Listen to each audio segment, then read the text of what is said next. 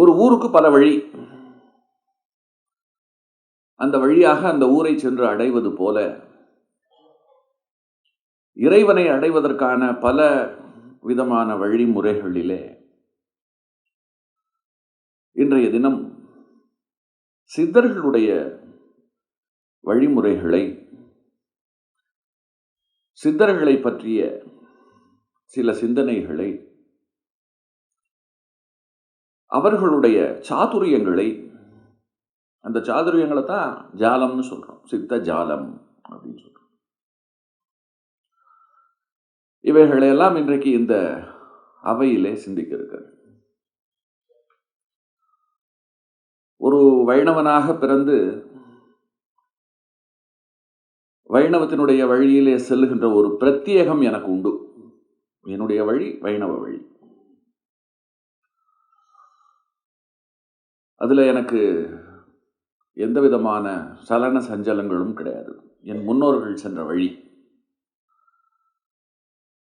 எந்த குழப்பமும் இல்லாமல் அந்த வழியில நான் போகிறேன். அதே சமயம் மற்ற வழிகள் அது எப்படிப்பட்டது, அந்த வழிகளில் என்னென்னலாம் சிறப்புகள் இருக்கிறது என்பதையும் ஒரு சிந்தனையாளனாக, ஒரு எழுத்தாளனாக, ஒரு பேச்சாளனாக நான் தெரிந்து கொள்ள வேண்டியது அவசியமாகிறது. அந்த அடிப்படையில் நான் நம்முடைய இந்து மதத்தினுடைய 6 வழி பாதையை மட்டுமல்ல, ஆதிசங்கரர் ரொம்ப அழகாக 6 வழியில பாதை போட்டு கொடுத்தார். சைவம், வைஷ்ணவம், சாக்தம், காணாபத்தியம், கௌமாரம், சௌரம் என்று 6 வழி பாதையை போட்டு, அந்த 6 வழி பாதையில நீங்க உங்களுக்கு சௌகரியமான எந்த வழியில் வேண்டுமானாலும் சென்று நீங்கள் முதலில் உங்களை உணரலாம், பிறகு தெய்வத்தை உணரலாம், முக்தி அடையலாம் என்று நமக்கு அவர் அருளி செய்தார். இந்த வழிகளில் நடந்தவர்கள் பலர். சைவம்னு எடுத்துக்கொண்டா 63 நாயன்மார்கள், அதற்கு அப்பாலும் அடிசார்ந்த நாயன்மார்கள் என்று ஒரு 72 பேர் இருக்கிறார்கள். வைணவம் என்று எடுத்துக்கொண்டால் 12 ஆழ்வார்கள் நமக்கு வழிகாட்டுவதற்கு தயாராக இருக்கிறார்கள். இது போக ஏராளமான பாகவதோத்தமர்கள் வைஷ்ணவத்தில் இருக்கிறார்கள். அதே போல கௌமாரம் என்று எடுத்துக்கொண்டால் அருணகிரிநாதர், முருகனுடைய வழி, திருப்புகழை நமக்கு அவர் அருளி செய்திருக்கிறார். காணாபத்தியத்தை எடுத்துக்கொண்டால் அவ்வை பிராட்டி பிள்ளையாரனுடைய பெருமைகளை சொல்லுகின்றவளாக காண கிடைக்கிறாள். சௌரம் என்கின்ற வழிபாட்டை எடுத்துக்கொண்டால் பாரதத்திலே திரௌபதி சூரியனை வழிபட்டு அட்சய பாத்திரத்தையே பெற்று அவள் மிகப்பெரிய காரியங்களை எல்லாம் செய்திருக்கிறாள். சாக்தம் என்று எடுத்துக்கொண்டால் அபிராமி பட்டர் நமக்கு ஒரு வழிகாட்டியாக எப்படி பக்தி செய்ய வேண்டும் என்று, இவர்களெல்லாம் நமக்கு முன்னாலே நாம் இன்றைய தினம் நல்ல விதமாக வாழ்க்கையிலே பக்தி செய்து தெளிவதற்கு உறுதுணையாக நமக்கு வழிகாட்டிகளாக இவர்கள் எல்லாருமே இருக்கிறார்கள். இப்போ நான் சொன்ன இந்த வழிமுறைகள் எதிலும் சேராத ஒரு பிரத்யேக வழிமுறை ஒன்று உண்டு என்று சொன்னால், அந்த வழிமுறையிலே சென்றவர்கள் சித்தர்கள். காரணப்பேர் சித்தம் என்று சொன்னால் மனம். மனம் என்று சொன்ன உடனேயே அடுத்து நமக்குள்ள தோன்ற வேண்டியது எண்ணம், எண்ணங்கள். எண்ணங்கள் என்று சொல்லும் பொழுது ஒலி என்று அது முடிகிறது. இந்த உலகம் ஒலி ஒளி என்று 2ஆல் ஆனது. நாமளும் ஒலி ஒளி 2ஆல் ஆனவர்கள். கண் வழியாக நாம் பார்க்கிறோம், பார்க்க முடிந்த அவ்வளவையும் பார்க்கிறோம். ஒளிப்பட்டு நம் கண்களுக்கு புலனாகின்ற காட்சிகளை எல்லாம் பார்க்க வல்லவர்களாக இருக்கிறோம். இந்த உடம்பையே அது திடமாக இருக்க போய் தான் பார்க்க முடிகிறது. அதன் மேல வெளிச்சம் படும் பொழுது அது நம் பார்வைக்கு தெரிகிறது. ஆக நாம் ஒலி ஒளி என்று 2ஆகத்தான் இருக்கிறோம். இதுல 2ஆக இருந்தாலும் நமக்கு சந்தோஷம், நிம்மதி, அமைதி இவைகளெல்லாம் எதில் இருக்கிறது அப்படின்னு சொன்னா, இந்த உடம்பு நலத்தோடு இருப்பதில், வியாதி இல்லாமல் நலத்தோடு இருப்பதில். அடுத்தது மனது எந்த அளவிற்கு குழப்பம் இல்லாமல் தெளிவோடு இருக்கிறது அப்படிங்கிறதுல தான் இருக்கு. ஆக உடல் நலம், மனநலம், இந்த 2 நலங்கள், இதை இப்படி சுருக்கி சொல்லலாம், ஒலி ஒளி, இந்த 2ம் நலமாக இருக்கணும். இந்த 2ம் எவரிடத்தில் நலமாக இருக்கிறதோ, எவர் ஒருவர் இந்த 2ஐயும் தன்னுடைய கட்டுப்பாட்டுக்குள், பூரணமாக தன்னுடைய கட்டுப்பாட்டுக்குள் வைத்துக் கொண்டிருக்கிறாரோ அவரே சித்தர். நாமெல்லாம் நம்முடைய குருவினுடைய வழியிலே நடந்து செல்லுகின்றவர்கள், குரு சொல்லுவதை கேட்டு அதன்படி நடக்கின்றவர்கள். சொல்ல போனால் நாம் வாழ்நாள் முழுக்க பயிற்சி எடுத்துக்கொண்டிருக்கிறோம். ஒரு கட்டத்தில் நாம் குருவுக்குரிய தகுதியை அடைந்து நமக்கென்று சீடர்கள் தோன்றி விடுகிறார்கள். நாம் அவர்களை வழிநடத்த தயாராகி விடுகிறோம். இது ஒரு முறை சார்ந்த பயணம். இப்படித்தான் இருக்கணும், இப்படித்தான் செயல்படணும் என்று கிரமங்களை வகுத்து கொண்டு செயல்படுவது. இதுல ஒரு ஒழுங்கு இருக்கு, ஒரு கட்டுப்பாடு இருக்கிறது.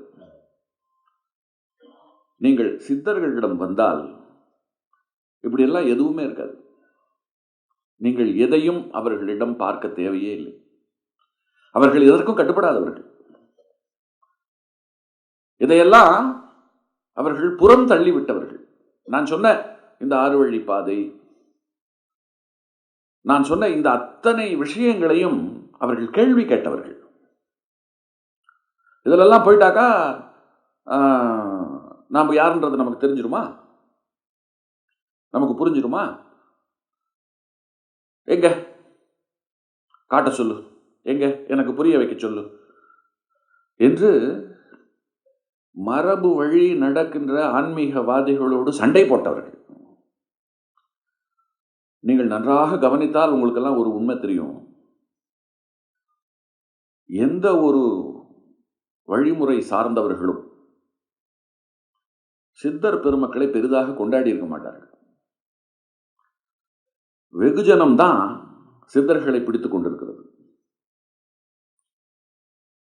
ஒரு கொள்கை கொண்ட ஒரு மடாதிபதியோ, ஒரு வழியில் செல்லுகின்ற சிலரோ, குறிப்பாக வைஷ்ணவத்தை சித்தர்களே கிடையாது. சித்தர்கள் தேவைப்படவில்லை. அந்த கொள்கைக்கு, விசிஷ்டாத்வைதத்திற்கு தேவைப்படலை, அவசியப்படலை. இதில் யாராவது முரண்பட்டால் அவர்களுக்கு அங்கே இடம் இல்லை. இப்படித்தான் எல்லா இடத்திலையும். அதனால அவர்களை நாம இப்ப நம்ம குடும்பத்தில் யார் பேச்சையும் கேட்காமல், அதே சமயம் பேசுற பேச்சில் கொஞ்சம் பொருள் இருக்கு, சில நியாயம் பேசுற சிலர் இருப்பாங்க. நம்ம அவனை என்னன்னு சொல்லுவோம்னா, நீ ஒரு பெரிய அகராதிடா, நீ எங்க பேச்சையும் கேட்க போறதில்ல, நீயும் உருப்பட போறதில்ல அப்படின்னு நம்ம குடும்பத்திலேயே நம்ம பிரத்யேகமாக நம்மளோடு ஒட்டாமல் எதிர்வாதம் செய்கின்றவர்களை பார்த்து நாம் இப்படி சொல்லுவோம், அகராதிடான்னு சொல்லிட்டு. நம்ம குடும்பத்தில் நாம் யாரை அகராதி என்று சொல்லுகிறோமோ, இப்படிப்பட்டவர்கள் தான் சமூகத்தில் சித்தர்களாக இருக்கிறார்கள். சித்தர்களை தாராளமாக அகராதிகள்னு சொல்லலாம். கிட்டத்தட்ட ஒரு 20-25 ஆண்டு காலமாக நான் சித்தர்களை ஆராய்ச்சி செய்து வருகிறேன். என்னுடைய ஆராய்ச்சியில் எனக்கு கிடைத்த பல விஷயங்கள் ரொம்ப வினோதமானது. எந்த ஒரு சித்தனுக்கும் அப்பா அம்மா வச்ச பேர் கிடையாது. இது முதல்ல நான் கண்டுபிடிச்ச ஒரு உண்மை. அப்பா அம்மா யாருன்னே ஒரு 100க்கு 90 சித்தருக்கு தெரியாது. அப்பா அம்மா யாருன்னே தெரியாத போது, அவர்கள் வைத்த பெயர் தெரியாத போது, அவர்கள் எங்க பிறந்தார்கள்னு எப்படி தெரியும்? அடுத்து அவர்கள் இன்ன நட்சத்திரத்தில் பிறந்தார்கள்னு எப்படி தெரிஞ்சுக்க முடியும்? என்றால் அவர்கள் எப்படி காலத்தில் நிலைத்து நிற்கிறார்கள் அப்படின்னா, அவர்கள் பேசின பேச்சு, அவர்களில் சிலர் பாடின பாடல்கள், அடுத்து அவர்கள் வாழ்ந்த வாழ்க்கையை பக்கத்தில் இருந்து பார்த்தவர்கள் இருக்கிறார்கள் அல்லவா, இவர்கள் செவி வழியாக சொன்ன கதைகள், இவைகளால் தான் சித்த உலகம் அறியப்படுகிறது. அதிலும் சித்தர்களுடைய பாடல்கள் சிலவற்றை பார்க்கும் பொழுது ரொம்ப நுட்பமாக ஆராய்ந்தால், இவர் ஒரு 400 வருஷத்துக்கு முந்தி வாழ்ந்தவர், 500 வருஷத்துக்கு முந்தி வாழ்ந்தவர் அப்படிங்கிற குறிப்புகளோடு அவர் பாடல் கிட்ட வந்தா, அந்த பாடலுடைய தமிழ் ஒரு நூற்றாண்டுக்குள் எழுதப்பட்டதை போல் இருக்கிறது. ஏன்னா இப்ப பயன்படுத்துற சொற்கள், நாம் சொற்களை வைத்து ஓரளவுக்கு காலத்தை கணிச்சுடலாம். என்னுடைய தந்தையார் இளமையாக இருந்த காலத்துல பொழுது போகல அப்படின்னு சொன்னா, பொழுது போகல அப்படின்னு தான்,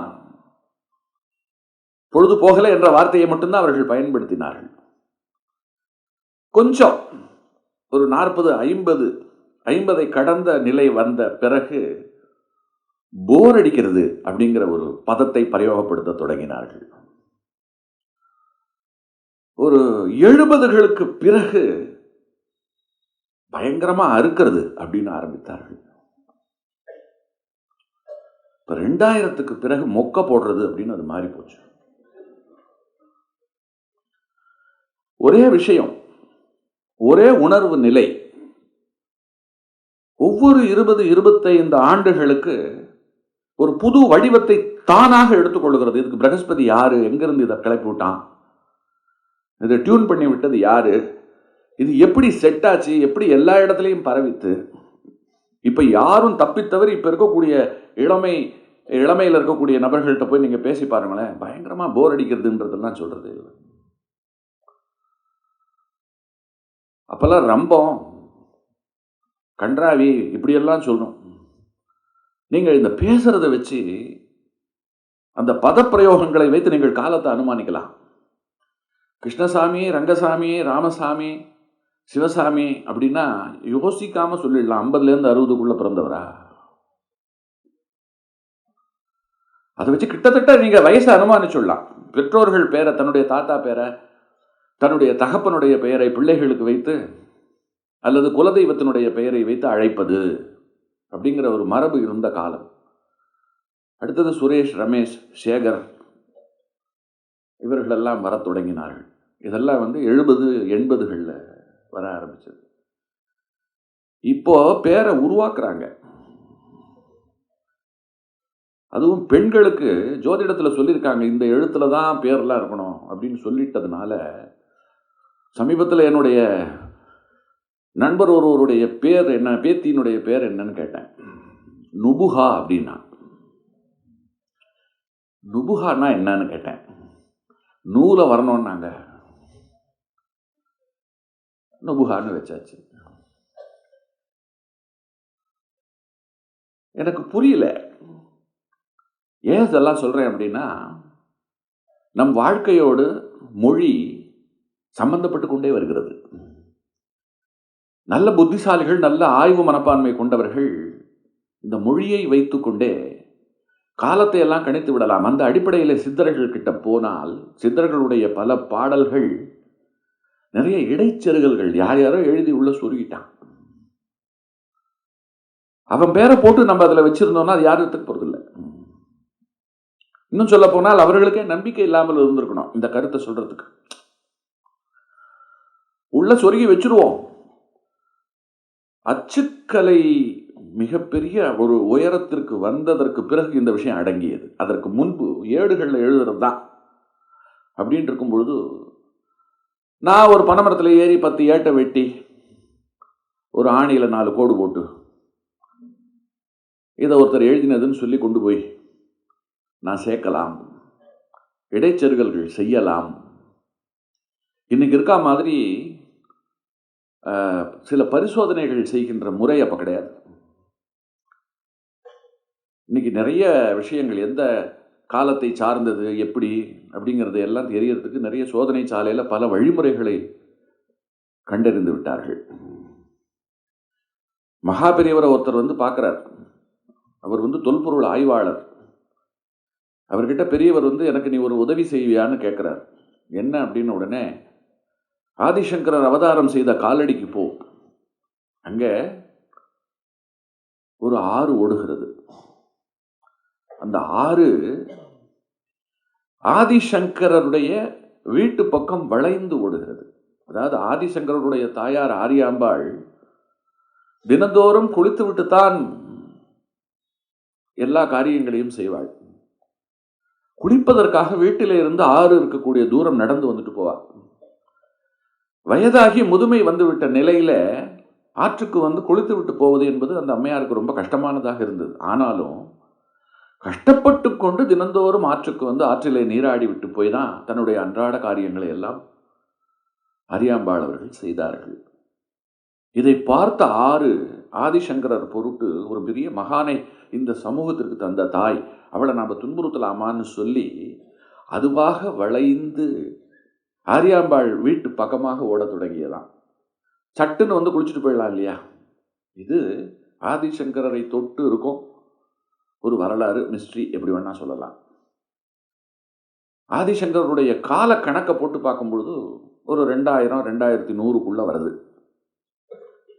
இந்த தொல்பொருள் ஆய்வாளர்கிட்ட பெரியவர் சொல்றார், நீ போய் என்ன பண்ற, ஓடிக்கொண்டிருக்கக்கூடிய அந்த ஆற்றின் மணலை ஒரு பக்கம் கையில் எடுத்துக்கோ. ஆதிசங்கரர் வீட்டு வாசல் பக்கமா போனது இல்லையா, அங்கேயும் போய் மண்ணை எடுத்துக்கோ. இந்த 2 மண்ணையும் எடுத்துக்கொண்டு போய் ஆய்வு செய்து விட்டு முடிவை சொல் அப்படின்னு சொல்லும் பொழுது அவர் ஒரு 15 நாள் கழிச்சு திரும்பி வர்றார். திரும்பி அவர் சொல்றார், அந்த ஆற்றுக்கு 1,00,000 ஆண்டு வயது. ஆனால் ஆதிசங்கரர் வீட்டு வாயிலில் ஓடுகிற அந்த ஆறு இருக்கிறது, இதே ஆறு தான் அந்த பக்கம் வருது. ஆனால் அந்த இடத்துல மண் எடுத்து பார்த்த பொழுது 2100 வருஷம்னு வருது. அப்ப ஆதிசங்கருடைய காலத்தை கணக்கு போட்டது கரெக்டு. ஏன்னா அப்போ அவர் இருந்த காலத்துல தான் இந்த அற்புதம் நடந்தது. அற்புதத்தை, அந்த மிஸ்ட்ரி எனப்படுகின்ற ஹிஸ்டரியை உன்னுடைய ஆராய்ச்சி உறுதி செய்து விட்டது அப்படின்னார். இப்படி இன்றைக்கு நாம எது எந்த அளவிற்கு உண்மை, எந்த அளவிற்கு பொய் என்பதை விஞ்ஞானத்தினுடைய துணை கொண்டு நாம கண்டுபிடிச்சுடலாம். ஆனால் அன்றைக்கு அப்படி இல்லை. அதனால நிறைய இடைச்செருகல்கள். அதே சமயம் சித்தர்கள் தங்களுடைய பாடல்கள் ரொம்ப மலிவாக இந்த சமூகத்தில் எல்லாரும் பாடக்கூடியதாக, எல்லாரிடமும் போய் சேர்ந்து விடுவதாக இருந்து விடக்கூடாது என்பதிலையும் ரொம்ப கவனமாக இருந்தார்கள். யாருக்கு பெரிய முயற்சி இருக்கிறதோ, யாருக்கு பெரிய தேடல் இருக்கிறதோ, யாருக்கு தவிப்பு இருக்கிறதோ, யாரிடம் தவம் இருக்கிறதோ அவன் தேடி தெரிஞ்சுக்கிட்டோம்.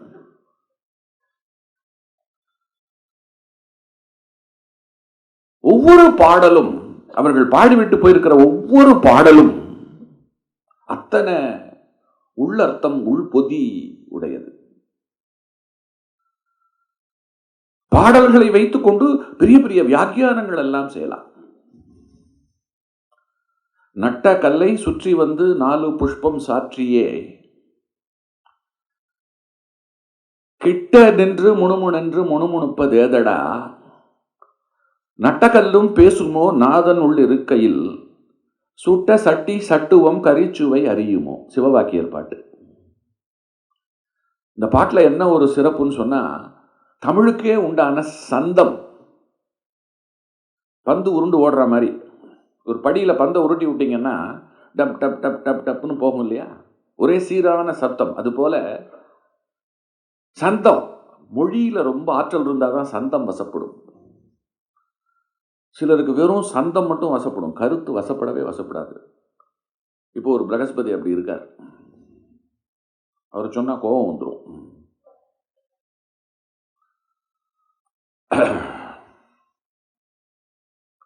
வெறுமை கடமுடான்னு போட்டு உருட்டுறது கிடையாது. கடையில் வாங்குற பருப்பு நீ ஏண்டா இருக்க கருப்பு, இது பாட்டு கிடையாது. இது பாட்டு கிடையாது. இதில் கருத்து இல்லை. வெறும் சந்தத்துக்கு பருப்பு கருப்பை சேர்த்தாச்சு, முடிஞ்சு போச்சு. நீ அர்த்தம் பண்ணிக்கோ. கருத்தோடு கூடின பாடல்கள் உள்ளுக்குள்ள. அந்த கருத்து சாதாரண கருத்து கிடையாது, அசத்தலான கருத்து, ஆழமான கருத்து. சிவவாக்கியர் சொல்றார், ஒரு பாத்திரத்துல தான் போட்டு கறி எல்லாம் சமைக்கிறோம்.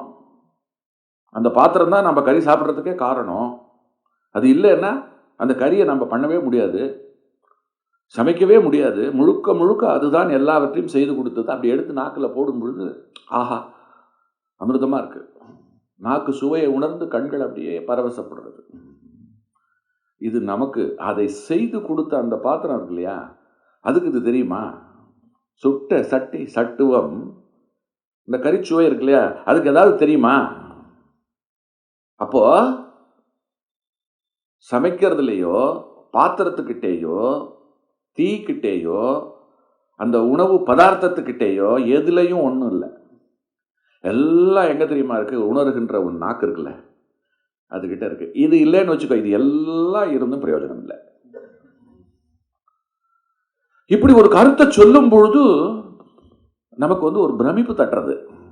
அடடா, எப்பேற்பட்ட ஒரு பெரிய விஷயம் இது. சும்மா நான் ஒரு உதாரணத்திற்கு சொன்ன ஒரு பாடல். திருமூலர்கிட்ட போனா அடே அப்பா, அவரை போல எத்தனை எத்தனை கொட்டி கொட்டி கொடுத்துட்டு போயிருக்கார். அந்த பாடல்கள் எல்லாம் வரி வரியா எடுத்து ஆய்வு செய்யலாம்.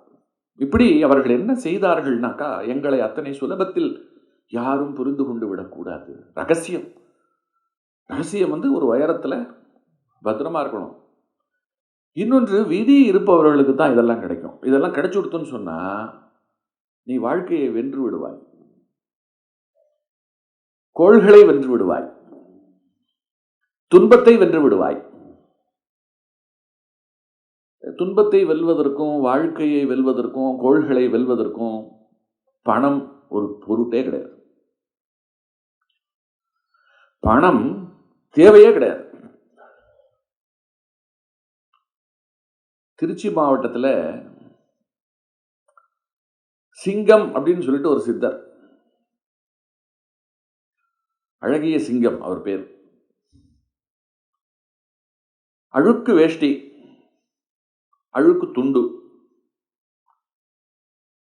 ஒரு நாள் நாமம் போட்டிருப்பார், ஒரு நாள் பட்டை, ஒரு நாள் ஒண்ணுமே கிடையாது. ஒவ்வொரு நாள் ஒவ்வொரு விதமா காட்சி தருவார். அவர் பாட்டும் ஒரு ஹோட்டலுக்கு போவார், பசிக்கிறது இஷ்டத்துக்கும் சாப்பிடுவார், சாப்பிட்டுட்டு அப்படியே கிளம்புவார்.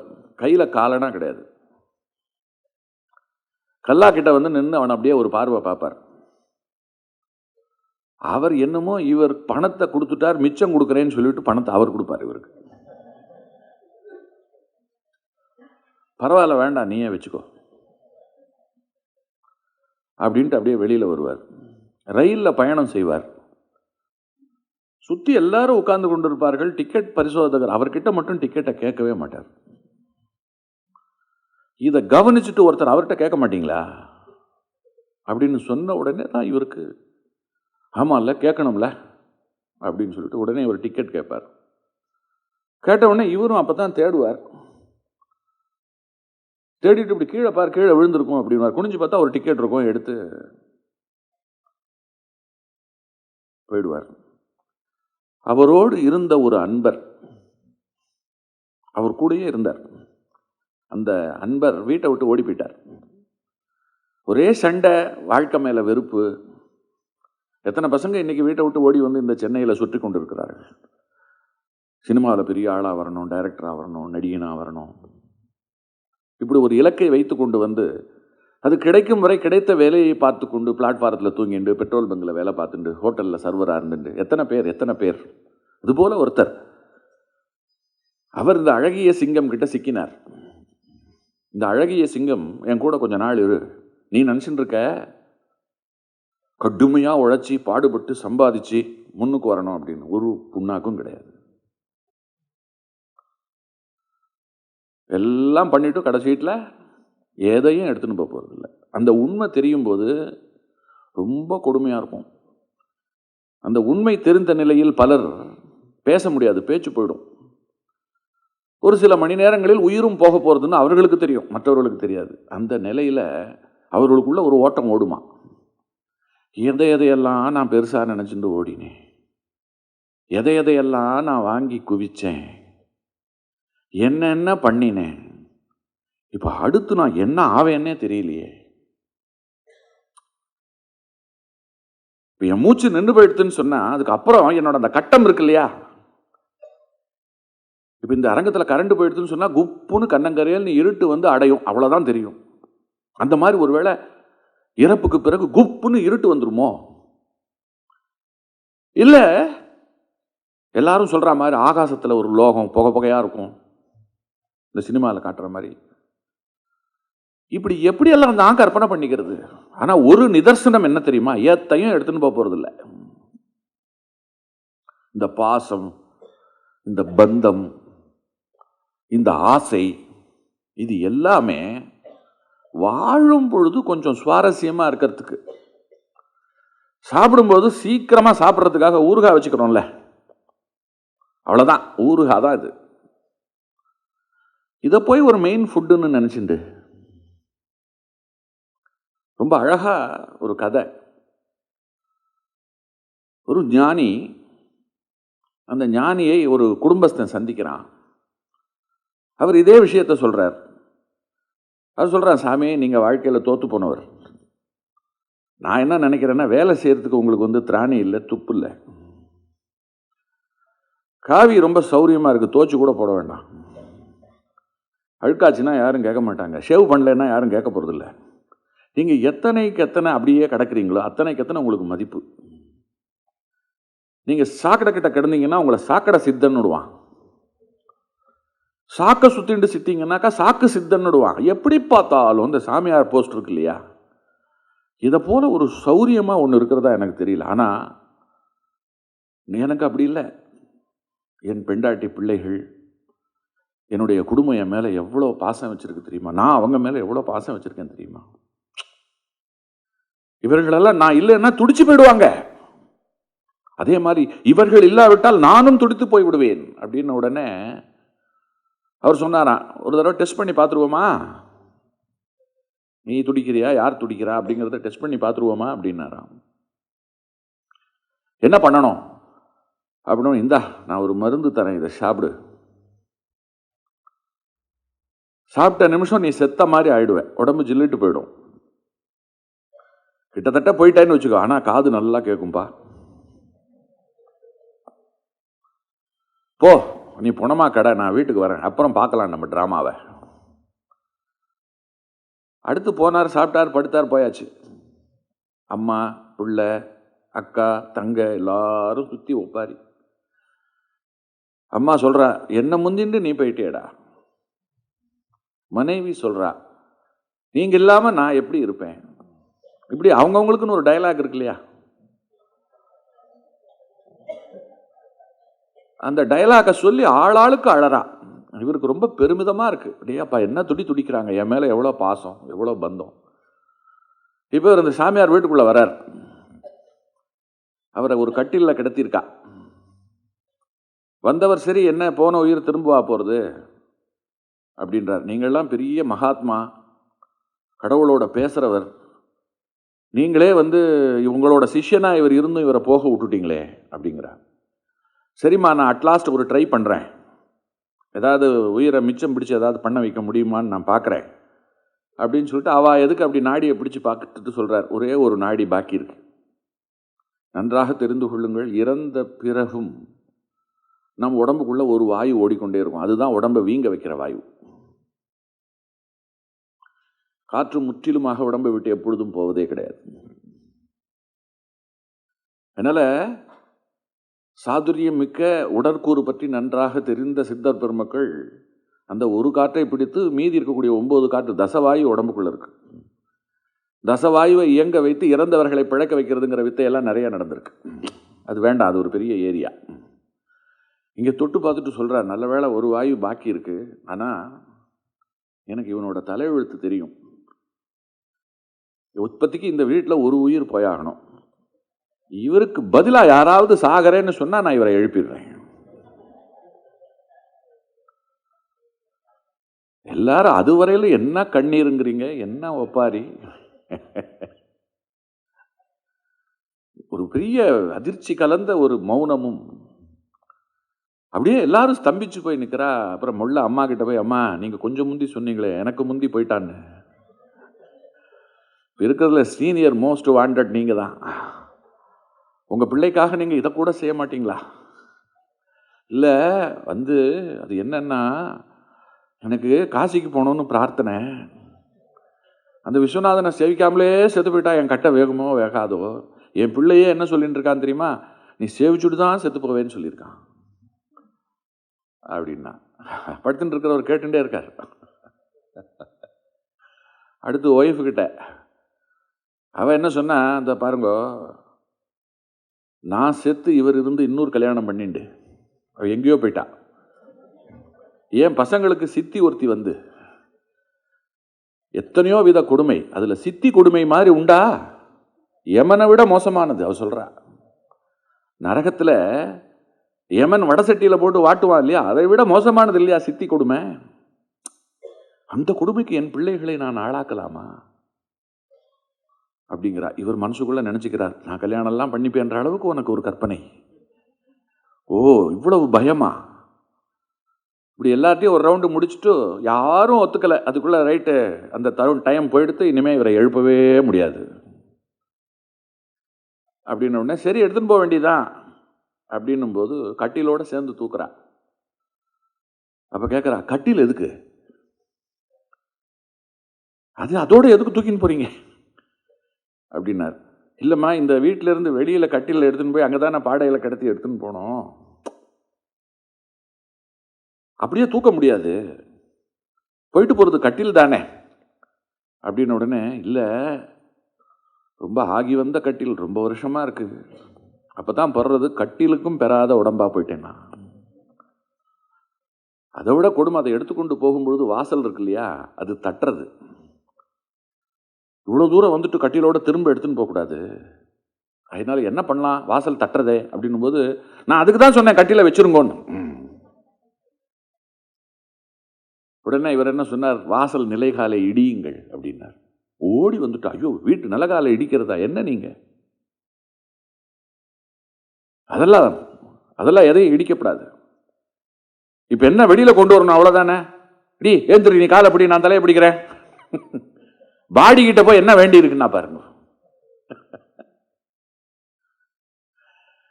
அப்பதான் அவர் சொன்னார், என்னப்பா எல்லாம் கேட்டியா, இப்ப எழுந்திருக்கலாம் நீ அப்படின்னார். எழுந்து உட்கார்ந்தார். யார் என்ன பாடின்னுது? அப்புறம் சொன்னார், நேராக அடுத்து அந்த சாமியாரை தான் பார்த்தார், அந்த சுவாமிகளை தான் பார்த்தார். பார்த்துட்டு கையை கூப்பி, மிகப்பெரிய ஞானம் பெற்றேன், மிகப்பெரிய உயிர் போயிடுத்துன்னு சொன்னா 10 பைசாக்கு தேராது. ஆடு மாடுகள் கூட மாமிசமாகி உணவாகி உடம்புக்குள்ள திசுவாகி பயன்படுகிறது. மனித உடல் அதற்கு கூட லாயக்கற்றது என்பதை நான் தெரிந்து கொண்டேன். வைக்கிற பற்று, வைக்கிற பாசம் அவ்வளவும் ஒண்ணுமே இல்லை, மாயா. இந்த உண்மை எவ்வளவுதான் தெரிஞ்சாலும், நீங்க இப்ப நான் சொன்னதை கேட்டு எத்தனை தான் சிரித்தாலும், நமக்கு நாளைக்கு இது நடக்கும் பொழுது நாம மாறப்போறதில்லை.